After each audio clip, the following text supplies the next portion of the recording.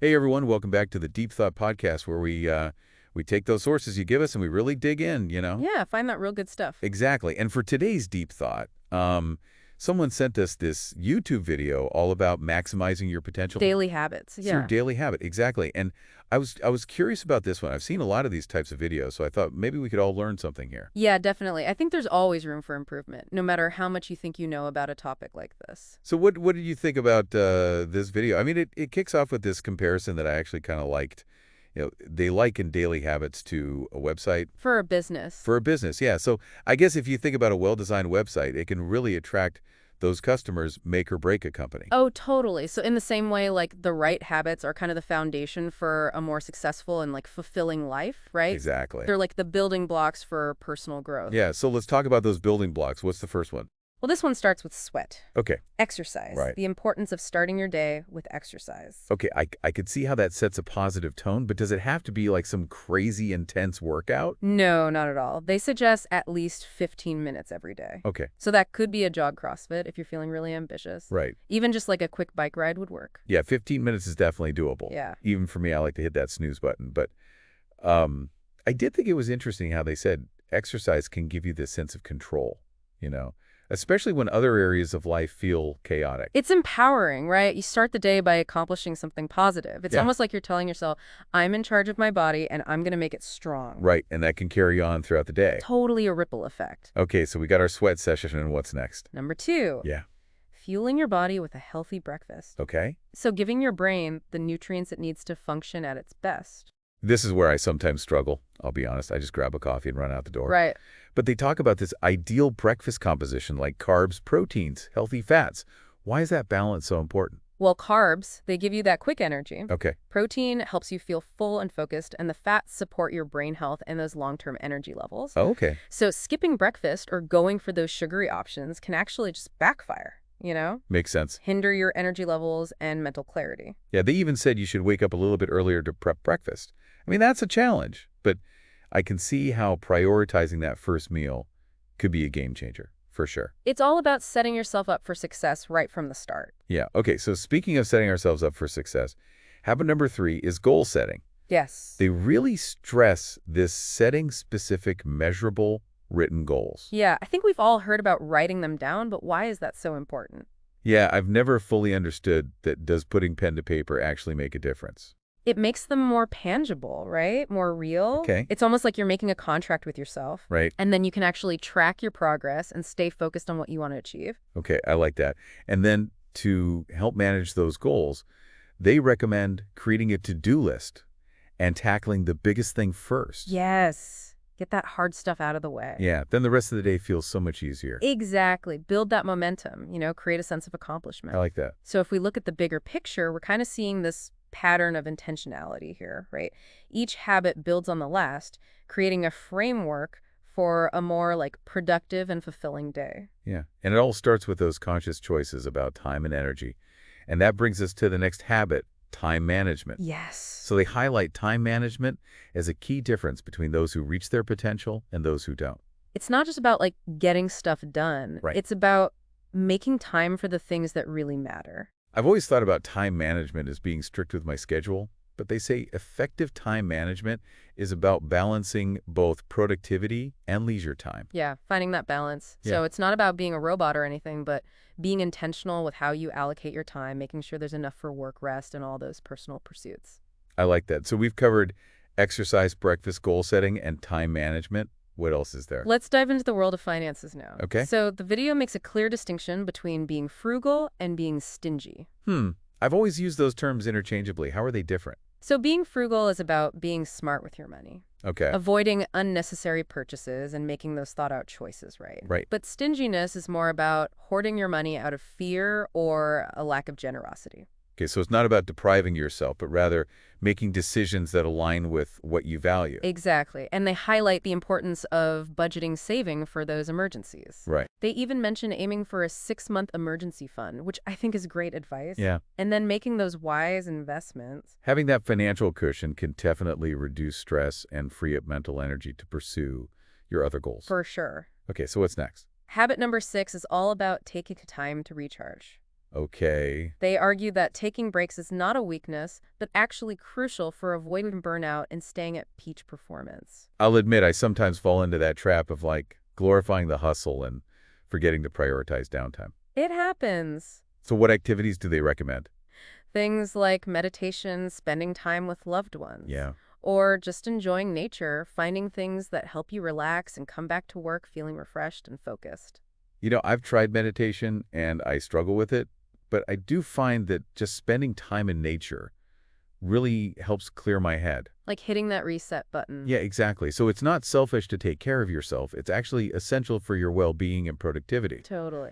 Okay, so are you ready for habit number 7? This one might push you a bit. Oh, I'm always up for a challenge. Embracing discomfort. Oh. That sounds a bit counterintuitive, so tell me more. They encourage stepping outside of your comfort zone as a way to grow and reach your potential. Right. And they argue that it's in those moments of discomfort that we learn the most about ourselves and what we're truly capable of. Yeah, it's like that saying, growth happens outside of your comfort zone. Exactly. But how do we actually embrace discomfort, practically speaking? They suggest reframing those uncomfortable situations as opportunities for change, Okay. for new perspectives, expanded opportunities to see those challenges not as roadblocks, but as stepping stones on the path to growth. So instead of avoiding those tough situations, we should lean into them and see what we can learn. Exactly. And remember, growth often feels uncomfortable. It's in those moments that we're stretching ourselves and expanding our capabilities and becoming more resilient.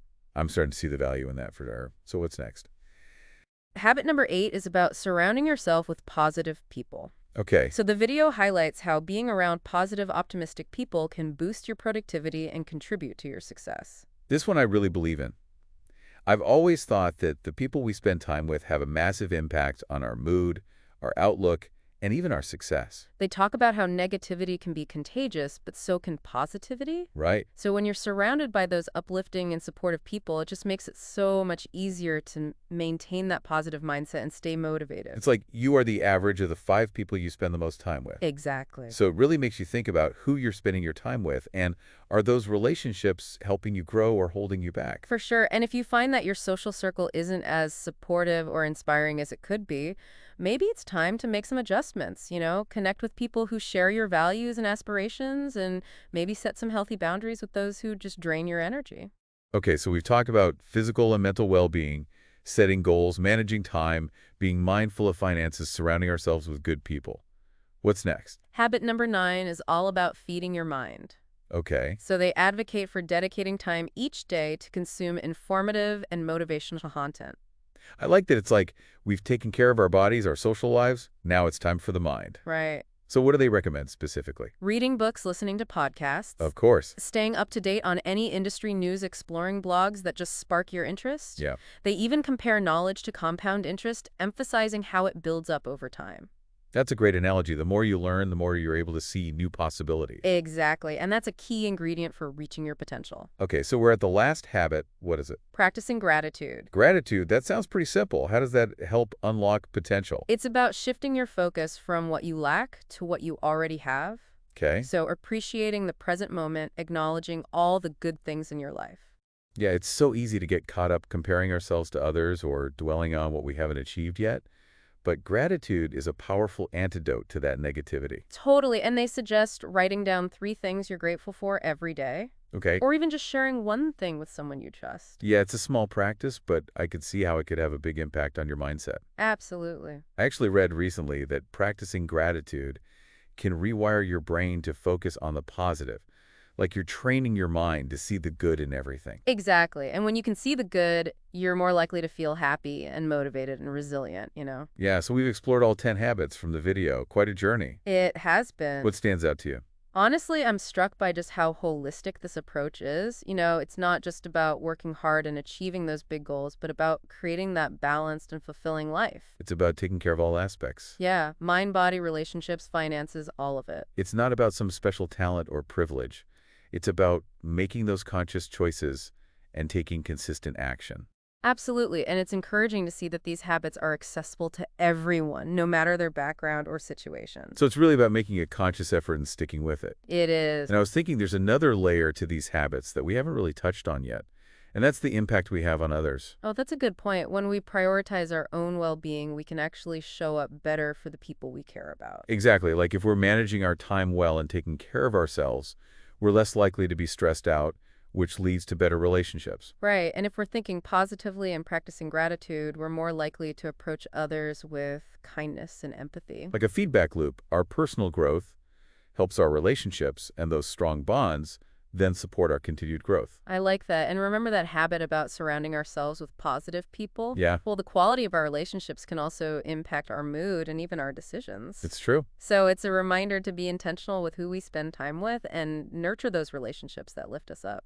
Yeah, and speaking of inspiration, that habit of feeding our minds is crucial for keeping us engaged with the world around us. It is. I love that comparison of knowledge to compound interest. Yeah. The more we learn, the more we unlock. Exactly. So as we're wrapping up this exploration of these 10 habits, I'm wondering, are there any downsides or challenges we should consider? Are there any risks to taking these habits too far or being too rigid with them? That's a great question, and it's important to acknowledge that even the most beneficial habits can have drawbacks if they're taken to an extreme. Right. For example, embracing discomfort could lead to burnout if you're constantly pushing yourself without enough rest. Yeah, it's about balance, right? Exactly, balance between pushing yourself and honoring your need for self-care. And time management could become counterproductive if it's all about efficiency and productivity and you lose that spontaneity and connection. Right, it's about using those tools to create space and freedom, not to micromanage every minute of the day. So we need to be careful not to let these habits become another source of stress. Definitely. And even practicing gratitude could become problematic if it's used to suppress difficult Oh, emotions. that's interesting. It's important to acknowledge all of our emotions, even the uncomfortable ones. Right. Gratitude is great, but it shouldn't be a way to avoid reality. Yeah, it's about embracing our full human experience, the good and the bad. Absolutely. So, as we conclude this part of our discussion, maybe that's a good reminder. These habits offer a framework, but it's up to each person to apply them in a way that feels right for them. I agree. It's about using these habits as a starting point, a springboard for self-discovery, and a more intentional way of living. Exactly, empowering ourselves to design a life that we love, a life that supports our growth and well-being. And as we're talking about this, I'm realizing that it all comes back to that idea of conscious choice.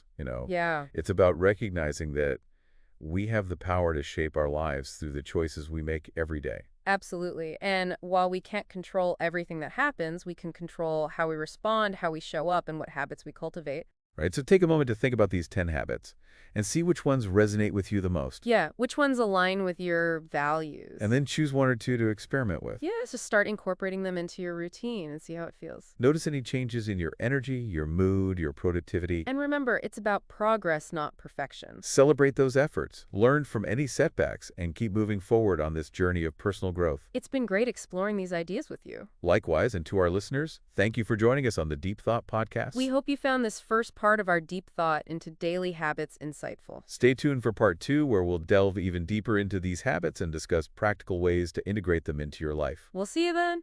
Welcome back to part 2 of our deep thought into these daily habits that can help you reach your full potential. Yeah, I'm excited to keep going and really explore them a bit more. Me too. Now, in the last part, we talked about the importance of surrounding ourselves with those positive people. Yeah, that one really stuck with me. It's so true that the people we're around can really affect our mindset and how we feel overall. Absolutely. And it makes me think about how each of these habits can actually make our relationships stronger. Oh, that's interesting. I hadn't thought of it like that before. How so? Well, take time management, for example. When we're good at managing our time, we can be more present and engaged when we're interacting with others. Right. We're less likely to be distracted or feel rushed, which helps us to really connect with the people we care about. That makes sense. And I could see how that habit of taking time to recharge could also lead to better relationships. Right. When we take care of our own well-being, we have more energy to give to other. We're not as stressed or irritable, which can make our relationships more harmonious and supportive. Yeah, it's like you can't pour from an empty cup. We need to take care of ourselves so we can really be there for the people in our lives. Exactly. What about embracing discomfort? How do you think that one might impact our relationships? That's a good question. I think when we're willing to step outside our comfort zone, we become more open-minded and better at adapting. Right. We're more likely to see things from different perspectives and handle disagreements with more understanding. Totally. And being open-minded and able to adapt is so important for any healthy relationship. We talked earlier about how Practicing gratitude can change the way our brains work so that we focus on the positive. Yes, definitely. And I think that can have a big impact on our relationships too. In what way? When we're feeling grateful, we're more likely to appreciate the people in our lives and to tell them how much they mean to us. Makes sense. We're more focused on the good stuff, which can make our bonds stronger and create a more positive atmosphere in our It's relationships. like we're training our minds to see the best in others, which makes us more kind, compassionate, and understanding. Exactly. Now, I want to shift gears a bit and go back to that comparison of daily habits to a website. Yeah, I like that analogy. Just like a well-designed website can help a business grow the right habits, can be the foundation for a successful and fulfilling life. It's about creating a framework or structure that supports our goals, helps us feel good, and makes it easier to navigate through life. And just like a website needs updates to stay relevant, we need to look at our habits and see if we need to make any changes. So it's a reminder that personal growth is a journey, not a destination. Which raises an important question. How do we actually put these habits into practice in our busy lives? Yeah, that's the real challenge. It's one thing to understand them, but doing them consistently is something else. Absolutely. It takes a conscious effort, a commitment to show up for ourselves, even when it's hard. I think that's where starting small could be really helpful. Agreed. We don't have to change everything overnight. We can pick one or two habits to focus on and build from there. Maybe set some small goals like exercising 15 minutes 3 times a week, or making an effort to express gratitude to one person each day. Perfect. And remember to be patient with yourself. Building new habits takes time and effort. It's a process. There will be days when we don't quite reach our goals, and that's okay. It's about progress, not perfection. Exactly. The important thing is to keep going, to learn from our mistakes. I think it also helps to think of it as an experiment. What do you mean? Instead of feeling like we have to be perfect, we could be curious and playful.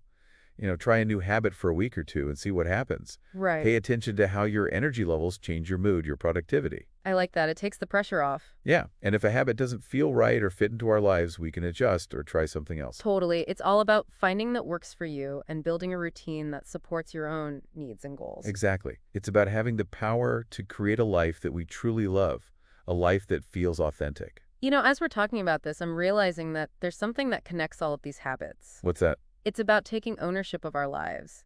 These habits encourage us to take responsibility for our physical and mental health, our finances, our relationships, and our personal growth. Yep. They help us to make choices and create the life we want instead of just reacting to what happens. Exactly. It's about understanding that we have the power to create the life we want. It's a powerful message. It is. It reminds us that we're not stuck. We have the ability to choose how we respond, to build positive habits, and to make our lives meaningful. Now, before we move on to the final part of our deep thought, I wanted to ask you about something. Sure. We talked about the potential downsides of going too far with these habits or being too rigid. But I'm wondering, are there any other challenges people might face when they try to incorporate these habits into their lives? That's a great question. I think one of the biggest challenges is just finding the time and energy to focus on personal growth. Yeah, especially these days when everything is so fast-paced and there are so many distractions. It's easy to feel overwhelmed and to put urgent tasks ahead of the important ones. So how do we overcome that? How do we make time for personal growth when it feels like there's just not enough time? I think it starts with realizing that even small amounts of time can be valuable. You don't need hours of free time to work on yourself. Okay. Even 15 minutes here and there can make a difference. So instead of waiting for a big chunk of free time, we can look for ways to fit these habits into our daily routines. Exactly. Maybe it's listening to a podcast during your commute, reading a few pages before bed, or taking a short walk during your lunch break to clear your head. It's about being creative and making personal growth a priority, even when life gets busy. Another challenge is staying motivated. It's easy to be excited about self-improvement in the beginning, but that feeling can fade. Especially if we don't see results right away or when we hit a roadblock. So how can we stay motivated and stick to our goals?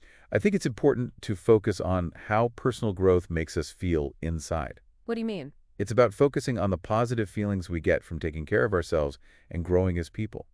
Like that sense of accomplishment after a workout, the joy of spending time with loved ones, the feeling of learning something new. I see. So it's about shifting our focus from external validation to internal satisfaction. Exactly. And when we're motivated from within, we're less likely to be discouraged by setbacks or to give up when things get tough. Another helpful thing is to have support from others. Like an accountability partner or a group of people who are also working on themselves. Exactly. When we share our goals with others and connect with people who are on a similar journey, we're more likely to stay motivated and hold ourselves accountable. It's like having a team cheering us on and reminding us why we started in the first place. And don't forget to celebrate your wins no matter how small they are. Good point.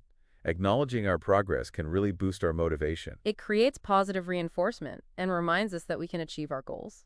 As we're talking about all this, I'm realizing that it's not always going to be easy, That's true. Personal growth has its ups and downs. but it's about keeping moving forward even when it's challenging. Exactly, and remembering that each step we take, no matter how small, brings us closer to becoming our best selves.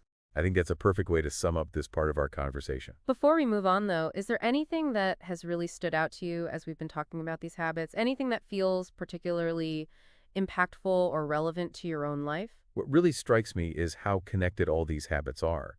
They're not separate actions, but parts of a bigger picture that come together to create a more balanced and fulfilling life. And I'm also really drawn to the emphasis on intentionality and making conscious choices. It's empowering to know that we have the power to shape our lives through the habits we build. I love that insight. It shows how these seemingly simple actions can have a ripple effect across all areas of our lives. And you're right, it all comes back to that sense of agency we have in designing our own experience. So are you ready for the final part of our deep thought? Let's do it. All right, welcome back to the final part of our deep thought on these daily habits for reaching your full potential. It's been a great conversation, and I'm looking forward to wrapping things up with some key takeaways.